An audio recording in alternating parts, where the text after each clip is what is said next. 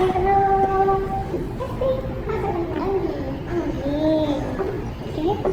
ya. Tutup dulu, santai. Nggak buru-buru kan?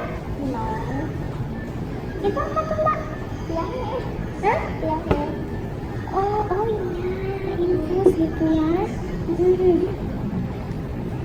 Sebelumnya aku mau minta maaf dulu nih, kita yang kucing-kucing yang udah nggak apa, karena belum ya sedikit cerita dulu ya.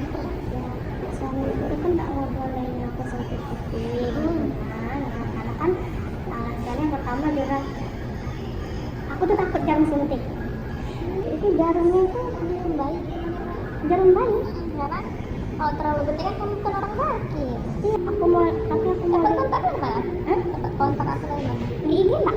Ada, cek aja. Itu banyak banget. Keren. Jadi kalau untuk anak-anak kosan aku emang ada promo setiap Sabtu Minggu.